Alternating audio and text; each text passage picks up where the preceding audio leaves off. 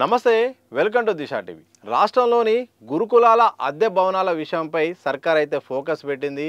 ఈ ఫోకస్లో భాగంగా ఏ గురుకులాలకు ప్రాంతాల వారీగా ఎంత అద్దె చెల్లిస్తారనే దానిపైన కూడా వివరాలు సేకరించింది. ఈ వివరాలు సేకరించిన నేపథ్యంలో విస్తుపోయే విషయాలు కూడా బయటకు వచ్చాయట. భారీ స్థాయిలో ఈ విషయంలో మాత్రం స్కామ్ జరిగినట్టు కూడా ప్రభుత్వం గుర్తించిందట. దాదాపు ఉన్న గురుకులాల్లో మాత్రం అత్యధికంగా 109 అద్దె భవనాల్లో మాత్రం భారీ స్థాయిలో అద్దె వసూలు కూడా చేసి ఎక్కువగా లాభపడ్డట్టు కూడా ప్రభుత్వ దృష్టికి అయితే వచ్చినట్టు తెలుస్తోంది.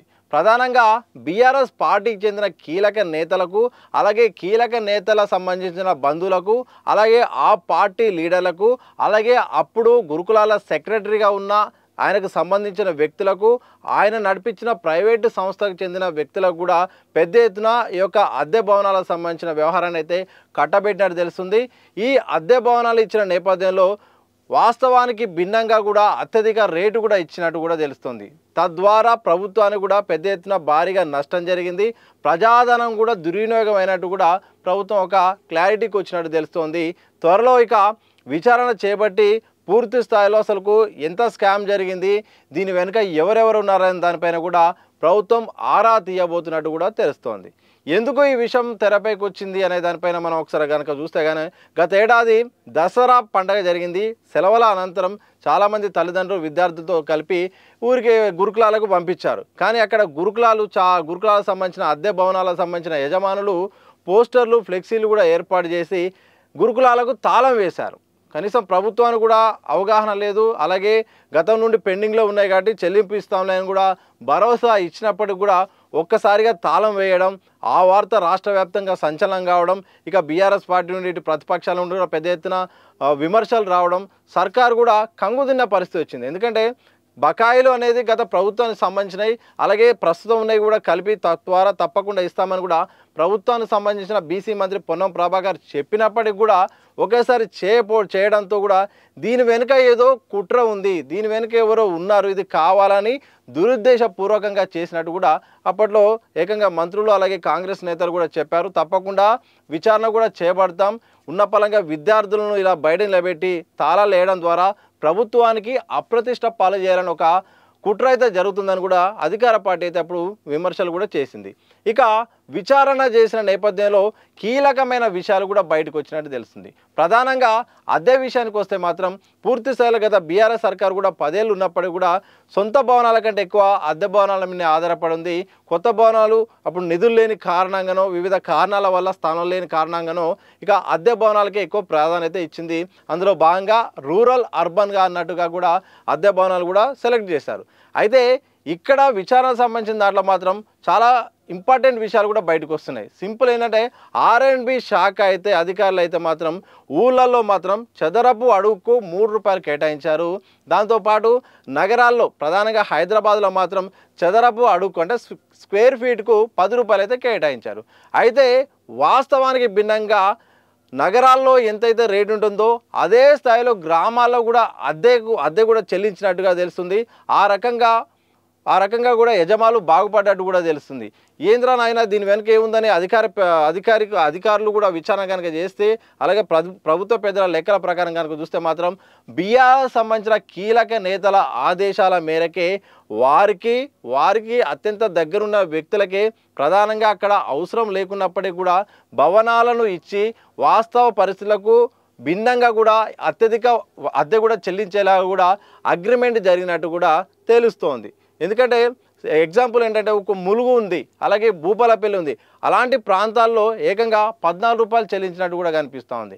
ఇక హైదరాబాద్లో అంటే అత్యధికంగా ఇక్కడ అద్దె రేట్లు ఉంటాయి. తప్పకుండా ఇక్కడ 10 రూపాయలు అన్నా కానీ అక్కడ వాస్తవానికి ఎక్కువ ఉంటాయి. స్క్వేర్ ఫీట్కి 12 నుండి 16, 18, 20 రూపాయలు ఉన్నా ఆశ్చర్యం లేదు. ఎందుకంటే ఇక్కడ భవనాలు తక్కువ, కాంపిటీషన్ ఎక్కువ, ఇక్కడ అద్దె ఉంటుంది కదా. కానీ నగరాలకు సమానంగా గ్రామాల్లో కూడా అద్దె కూడా వసూలు చేసినట్టు కూడా వివరాలు బయటపడుతున్నాయి. ఎగ్జాంపుల్ ఏంటంటే అత్యధికంగా ఇప్పుడు హైదరాబాద్ విషయానికి వస్తే సరూర్ నగర్లో 18.5 దాకా కూడా చదరపు అడుగు వసూలు చేసినట్టు కూడా తెలుస్తుంది. కానీ అదే ములుగులో కూడా 18 రూపాయలు కూడా వసూలు చేసినట్టు తెలుస్తుంది. అంటే హైదరాబాద్కు సమానంగా గ్రామాల్లో కూడా అద్దె వసూలు చేసినట్టు కూడా తెలుస్తుంది. అలాంటి అగ్రిమెంట్లు కూడా కుదుర్చుకున్నట్టు తెలుస్తుంది. ఈ అగ్రిమెంట్ల వెనుక బీఆర్ఎస్ పెద్దల ప్రోద్బలం ఉంది. కావాలని వాస్తవానికి ఉన్న రేట్ల కంటే ఎక్కువగా తమకు అనుకూలమైన వ్యక్తులకే అక్కడ అందుబాటులో ఆ స్థలానికి సంబంధం లేకుండా కావాలని ఎంపిక చేసి ఒత్తిడి చేసి అత్యధికంగా అద్దె వసూలయ్యేటట్టు కూడా ప్రణాళిక చేసినట్టు కూడా ప్రభుత్వ పెద్దలు అయితే గుర్తించారు. ఎందుకు ఇంతకుముందే మనం మాట్లాడుకున్నట్టు అసలు ప్రభుత్వం కూడా ఈ అంశంపై పెద్దగా పట్టించుకునే అవకాశం లేకపోలేదు. కానీ ఉన్న పలంగా గత ఏడాది 2-3 సందర్భాల్లో ప్రధానంగా దసరా సందర్భాల్లో మాత్రం ఒక్కసారిగా తాళాలు వేయడంతో ప్రభుత్వం ఆశ్చర్యానికి గురి కావడంతో పాటు అసలు గురుకులాల్లో ఏం జరుగుతుంది, గురుకుల పాఠశాల విషయంలో, భవనాల విషయంలో, అద్దె విషయంలో కూడా వాస్తవ పరిస్థితులు ఏంటని కనుక్కునే కోణంలో ఈ విస్తుపోయే విషయాలు అయితే బయటకు వచ్చింది. అంటే ఒక రకంగా ఎవరైతే ఉన్నారో, ఎవరైతే యజమానులు ఉన్నారో, యజమానులు చేసిన పని వల్లనే ఈ యొక్క విషయాన్ని కూడా ప్రభుత్వం ఆరా తీయాల్సి వచ్చింది. ఆరా తీసిన నేపథ్యంలో కూడా అసలు విషయాలు కూడా బయటకు వస్తున్నాయని తెలుస్తుంది. త్వరలో విజిలెన్స్ విచారణ కూడా ఆదేశించబోతున్నట్టు తెలుస్తుంది. ఇక 109 అద్దె భవనాల్లో ఏకంగా 160 కోట్ల వరకు మాత్రం స్కామ్ జరిగినట్టు మాత్రం ప్రభుత్వ పెద్దలు అయితే గుర్తించారు. ఇక విచారణలో ఇంకా ఎన్ని విషయాలు తెలుస్తాయో చూడాలి.